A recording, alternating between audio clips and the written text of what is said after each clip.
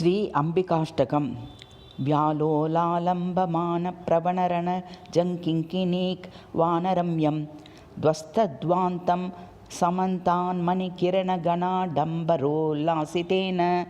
देवी दिव्यांशुकानां ध्वजपटपटलैः शोभमानं विमानं लीलारूढा भ्रमन्ती भुवनकृतनतिः पातु मामम्बिका सा या देवी दिव्यदामाञ्चित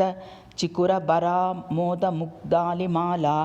भास्वन्माणिक्यमाला मिलदमलमहो मण्डली मण्डिताङ्ग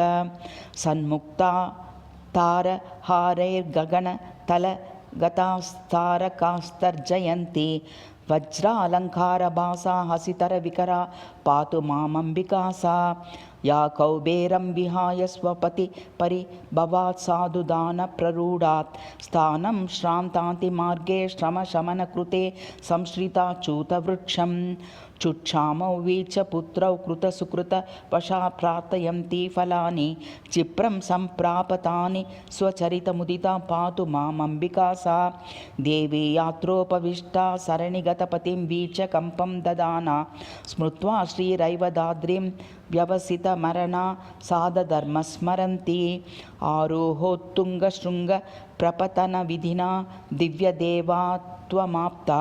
जैनेन्द्रे पादपीठे सततनतशिराः पातु मामम्बिका सा या पश्चात्तापतप्तं गतमदमदनं दुष्कृतं स्वं स्मरन्ती द्रष्टां स्यं पिङ्गनेत्रं करनखरकरं केसरालीकरालं पृच्छाचोटप्रकम्पावनि वलयतलं दिव्यसिंहं स्वकान्तं संरूढा याति नित्यं जिनपतिनिलये यातु मामम्बिका सा सान्द्रां मालुम्बिहस्ता तरलहरिगता बालकाभ्यामुपेता ध्याता या सिद्धकामैर्विघटितडमरा साधकैर्भक्तियुक्तः रक्तारागानुरक्तैः स्फटिकमणिनिभा क्लेशविध्वंसदीभिः पीता वश्यानुभावै विंहितजनहिता पातु मामम्बिका सा देवी विद्याधरेन्द्रासुर असुर मनुजैर्वन्द पादारविन्दा प्रत्यूहा निक्षिपन्ती क्षपितकलिमला बिभ्रति विश्वरक्षां जैनेन्द्रं शासनं या प्रकटयति महोत्साहशक्त्या स्वभक्त्या नित्यं नाम्ना नराणां विशदशिवफला पातु मामम्बिका सा एवं वृत्ताष्टकेन स्तुतिमुखरमुखः संस्तुतिं यः करोति ध्यानादीनन्तरात्मा प्रशममुपगतो नित्यमेकाग्रचित्तः प्रातर्मध्ये निशायां शयनतलगतो यत्र कुत्रापि संस्थो